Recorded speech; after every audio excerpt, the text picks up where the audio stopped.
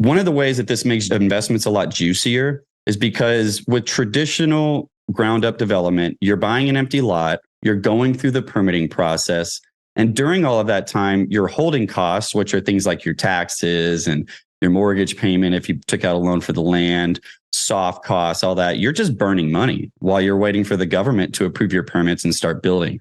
Well, with this model, we actually have an existing asset that's producing income while we're waiting for permits. So it really reduces a really big risk when it comes to development. Welcome to the Rental Property Owner and Real Estate Investor Podcast, brought to you by the Rental Property Owners Association, where real estate investors have found success since 1968. I'm your host, Brian Hamrick from Hamrick Investment Group. This episode is sponsored by Green Property Management, managing everything from single-family homes to apartment complexes in the West Michigan area. Find out more at greenpropertymgt.com. And RCB and Associates, helping real estate investors and small business owners navigate the complex world of health insurance and Medicare benefits at rcbassociatesllc.com. Hello and welcome to episode 404. Recently, the city of San Diego, California, implemented a new program to help increase housing stock and affordability. They created a bonus accessory dwelling unit, or ADU program, that allows investors to build 10, 20, 30 or more units where a single-family home had existed before. Now, my guest today sees this program as a pot of gold for real estate investors, and he's going to share how he's been leveraging this program to create new profit streams for himself and his investors. Shawn DiMartile is the co-founder of Takeoff Capital, a private equity firm with over $50 million in assets under management spread across 300 units. Shawn, welcome to the show.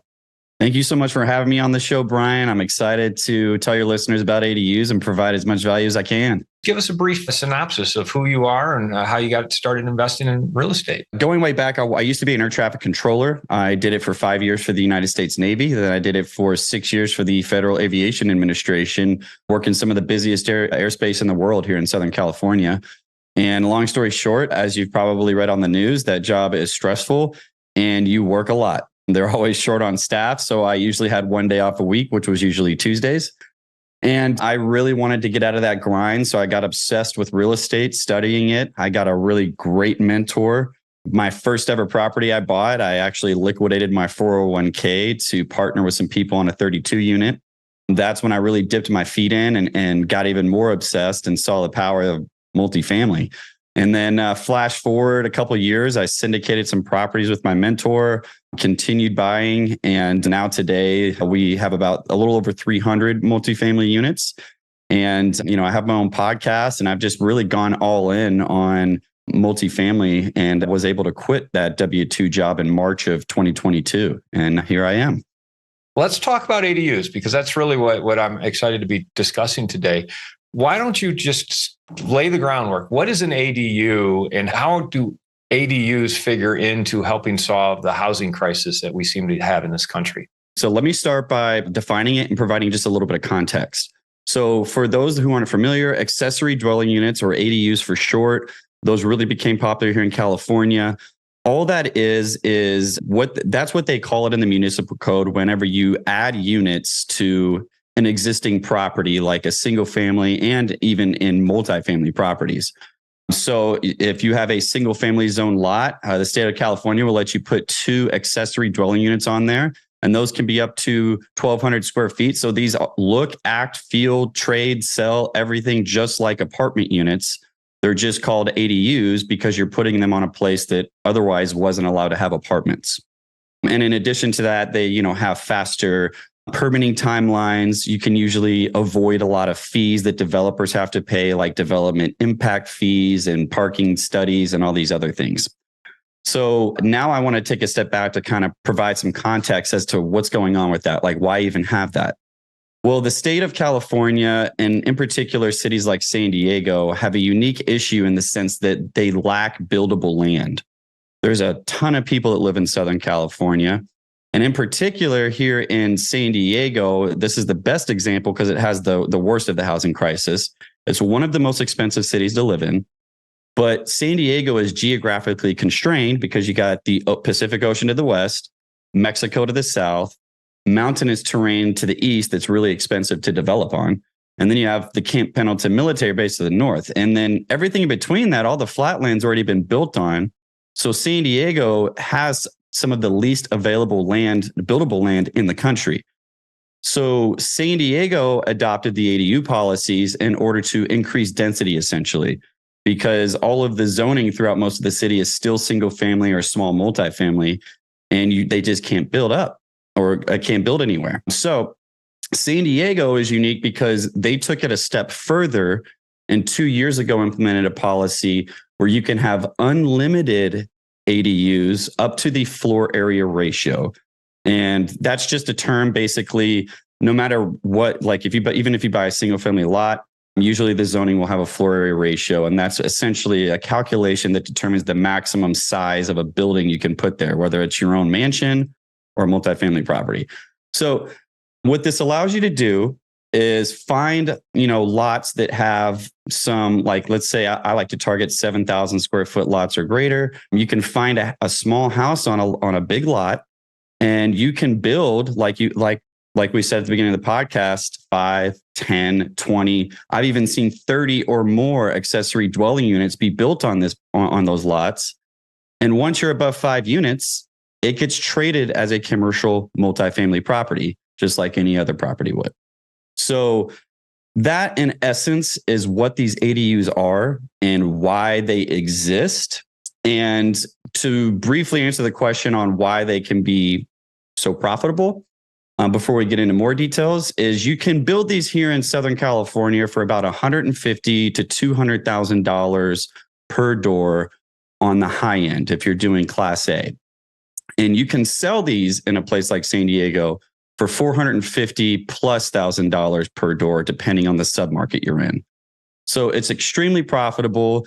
I'll tell you about a ton of things I like about it, but I guess that's the synopsis. I find ADUs to be very exciting, and I hope to see them more prevalent across the rest of the country too. I mean, California is definitely leading the way when it comes to allowing for ADUs. But before we get to the investment part, let's stay in the kind of the municipal and the code part. If you're adding so much density to a lot, what is the status of like parking minimums and other things that might get in your way that might prevent people from doing ADUs? Here in San Diego, for example, if you want to use this bonus ADU program where you're putting much more than just 2 ADUs on there, which is the 2 ADU rule is basically statewide. When you want to get into that higher density, the property has to lie within what the city has deemed a transit priority area, which essentially means it's within a half of a mile of major public transportation, which could be a bus stop, trolley stop, etc. So if it's within that transit priority area, they do not require parking. So you're able to skirt around that rule by doing that. Now, if you're outside of those transit priority areas, you can't build that bonus density and without, getting into the parking. And then in most cases, you can't just have that kind of density anyways. So that's how they handle the parking situation. Outside of that, as you're getting into more and more units, it does become more expensive because now you have to do dry utilities and have the utility company bump up the utility that property can have. And then, the bigger you go, there's other little minute things that could get in the way. So you got to do soil samples and stuff. If you're going to be going 3-4 stories, you kind of got to ensure you don't have to put caissons and all this other expensive stuff and getting into the developer minutia. But outside of that, as far as the municipal code, there's a lot of advantages because, as I alluded to, they do have a faster permitting pipeline compared to if you bought an empty lot and wanted to build a brand new multifamily property. You don't have to do things like environmental studies, parking studies. There's all these things that can get very expensive here in California if you're a developer.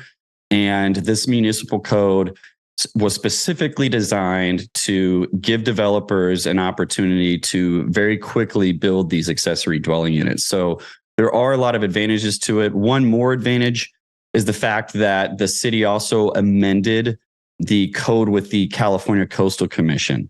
So the California Coastal Commission, they basically say what can happen for about the entire coastline of California, all the way up until about the 5 freeway. And here in San Diego, they amended that to where they created these non-appealable areas. So essentially, you can build new apartments in some of these most coveted beach communities without having to go through the arduous process of having the California Coastal Commission.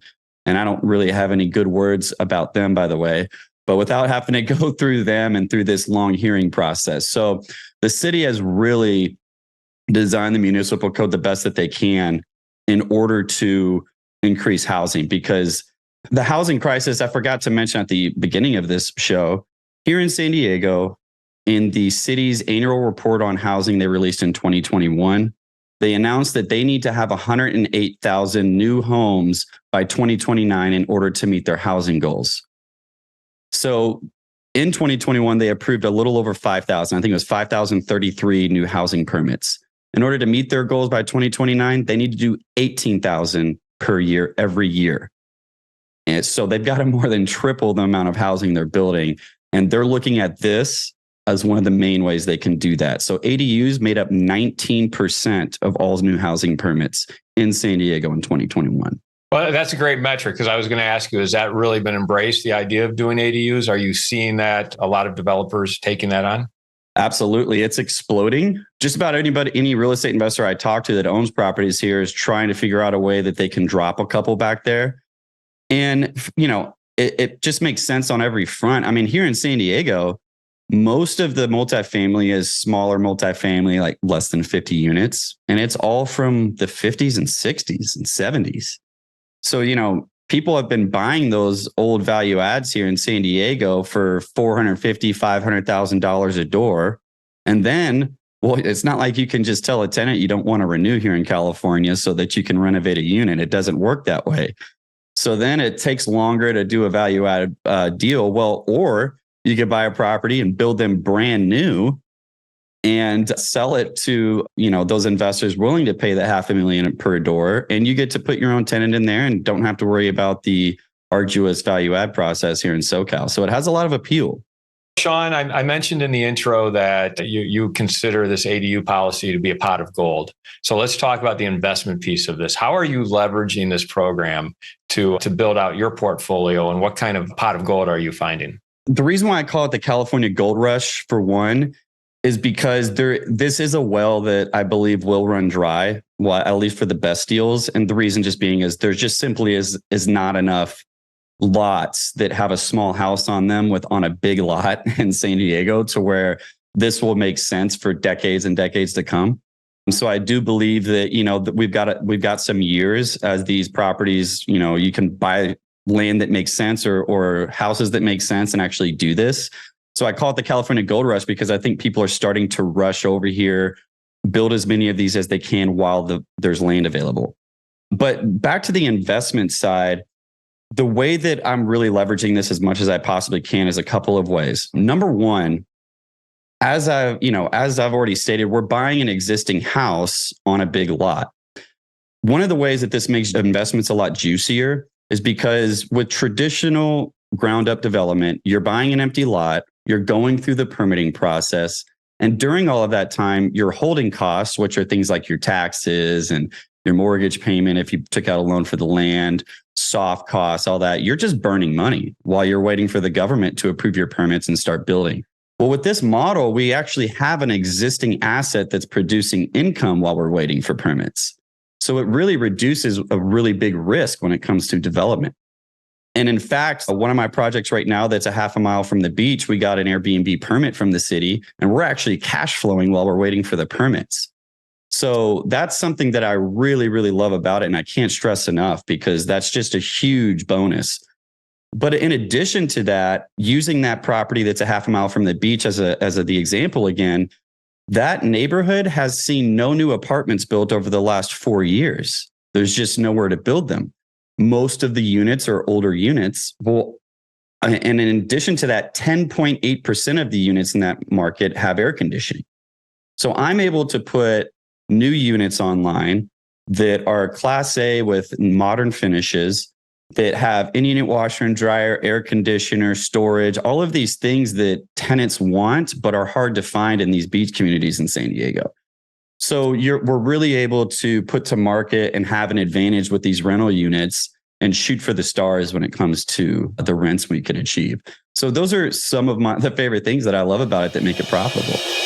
I'd like to take a moment to tell you about Green Property Management. Not only do they manage everything from single-family homes to apartment complexes in the West Michigan area, they also manage my entire portfolio. So I can tell you from personal experience that their unique flat fee management style is worth a closer look. If you feel that your property isn't operating to its fullest potential, then Green Property Management can help you take a holistic approach that will save you money, eliminate your headaches, and increase your net income. And if you're a property manager interested in applying Green Property Management's model, give them a call at 1-866-95-GREEN or visit them on the web at greenpropertymgt.com.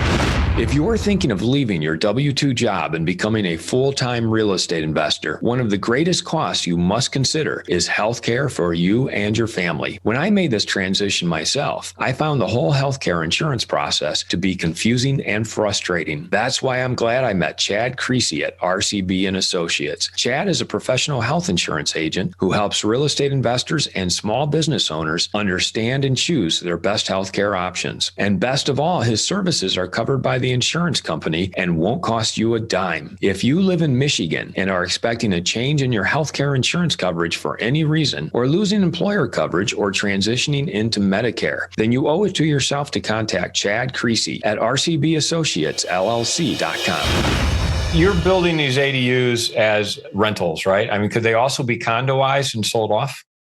Unfortunately, no. The city does not specifically state in their municipal code that you're not allowed to do that. So they do have to be rental units.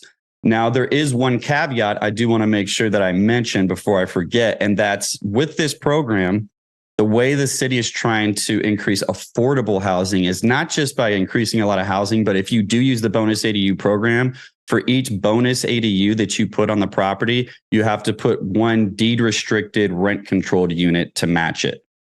And they restrict the rent on those deed restricted units to, I believe it's 80% of the area median income.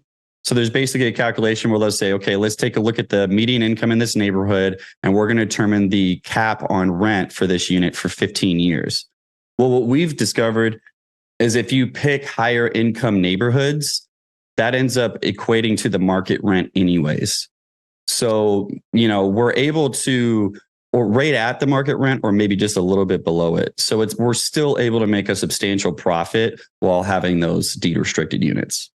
So that's every other unit has to be deed restricted, rent controlled? Correct. Does that mean you then have non-restricted, non-rent control units as well? Correct.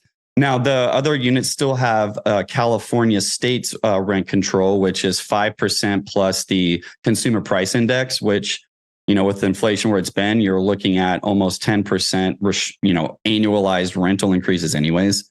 So it's still juicy, but yes, outside of that, they don't have those kind of deed restrictions. So take us through one of your recent projects or any project that you want to kind of point to, the finding the property, acquisition costs, the plan that you put in place to add ADUs. Can you just kind of take us through and show us what that process looks like? Yeah, I'd like to use that one by the beach as an example, because that's my first one close to the beach, and it's the one I'm most excited about. So this one, again, is about a half a mile from the beach, and it's also up on a hill. Which beach? Ocean Beach. Are you familiar?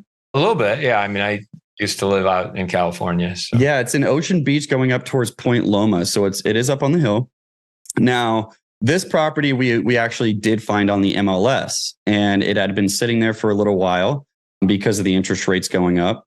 And long story short, we were able to, this seller owned it free and clear. So we found this as a great opportunity to try to get seller financing, which we did. We were able to get 80% seller financing, which means we only had to put 20% down. And we got that at 5.4% interest only payments. So it was much better than what we were getting offered from banks. So that's how we acquired that property. It's a 2-bedroom, 1-bath house on a good sized lot. It's a little over 7,000 square feet. And most importantly, this house sits on the very front of the lot, which gives us the most room possible to build back in the back. So that one, we're adding 11 ADUs to it. one of those is just converting an extra room that 2-bedroom had into a studio. And then we have a 3-story structure we're building in the back lot that is going to have studios on the first and second floor, and then 2-bedroom units on the top floor. We're going to have floor to ceiling windows. And since this is actually up on the hill, all of those units are going to have ocean views. So, and like I said earlier, they're all going to have, typical things that people probably in Michigan are like, yeah, we all have that. Well, in San Diego, not as many places have air conditioning. So it's going to have all that sweet stuff that attracts tenants. The all-in cost on this project, including the purchase, construction, everything, we're looking at about $3.3 million.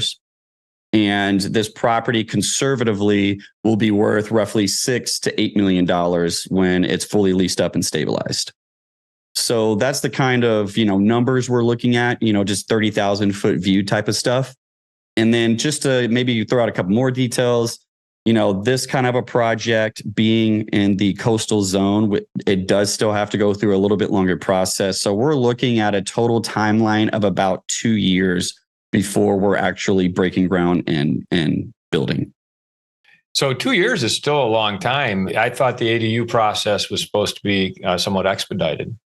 So it is here in San Diego. If you're building from the ground up, it's not uncommon for it to take 4 years outside of like the ADU program. This project, since it is in the coastal zone, has to get a coastal development permit. There's really no way to avoid that. That's the only process in which the California Coastal Commission is involved. And that really is mostly them just telling you how they want it to look. They're very strict on what the exterior color can be, what's the inside going to look like, all that kind of stuff.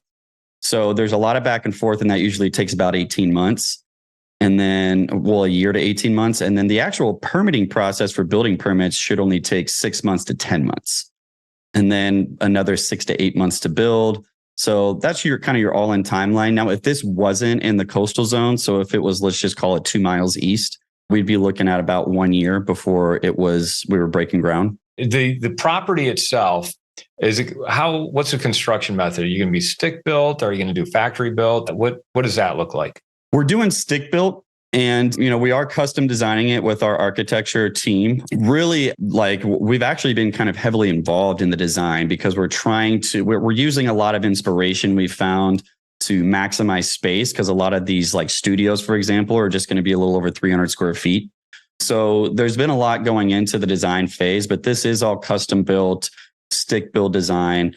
And I like that you brought up stick built, because that's something that we try to stick to, for lack of a better term.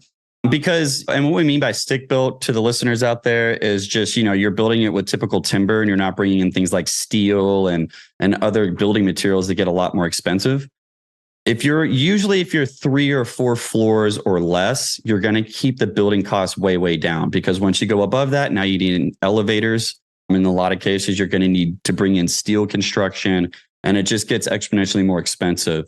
So for that reason, we like to keep it 3 or 4 stories or less, so we can kind of keep with that stick build. Shawn, then once it's built, will it actually cash flow? Because I know one of the problems in California is it's very hard to achieve cash flow. But it sounds like with this model, it may be possible. Absolutely. So with this model, it is possible. Obviously, this business model, you're not going to get cash flow until roughly year 3, because we have to build it first and then stabilize it, all that. But, these deals will typically conservatively, 3 to 4% cash flow. That's mostly due to the fact that we have to keep, 50% down is basically like what we're looking at. Once we refi into permanent debt, the leverage is probably going to be anywhere from 50 to 60%. You're not really going to be much higher than that in California due to how expensive it is and meeting the debt service coverage ratio. But 3 to 4% is a conservative number that most of these deals will get. And it just depends, because if you're putting a nice product on the line by the beach, for example, that could be up to 6%, depending on, how sky high you can get those rents to achieve.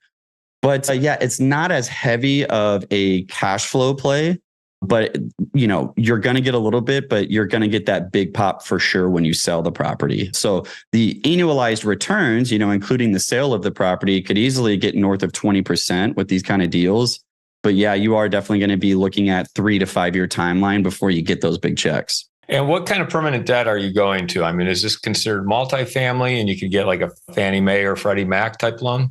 That's correct. Yeah. So agency debt is the golden nugget. We're going to try to get agency debt is the plan. There's a lot of other options too. Like, that you can get HUD loans depending on the size of the property, where you can get a really awesome construction loan that immediately converts into permanent debt. So that's always option number one. It's just a really long process with HUD to try to get those kind of really awesome loan products. And then step number two is to go to Fannie and Freddie, because they will lend on these kind of deals. These properties, once you've got leases, the lenders don't care. If you've got 10 leases, 12 leases, they're considering it just like any other multifamily. And is your model then to buy and hold, go into a permanent loan and just hold on to it? Or are you building these to sell eventually? We're actually doing both. And I'll tell you why. So some of our deals we're going to be doing 3 to 4 year holds. So we stabilize it, hold it for a little bit, and then sell it to give our investors a return a little quicker. And some of these deals we plan on holding 7 years, maybe more. And that's just simply because of our investor appetite. Like, we've done polls with our investors to really try to get a feel for what they want. Do they want shorter holds or longer holds? And since we've gotten mixed responses, we're trying to give our investors opportunities that meet their taste. And so some of them want that sooner pop and some of them want to hold for longer. So we're just doing both. One thing that is sticking point in my mind, I used to live in Los Angeles.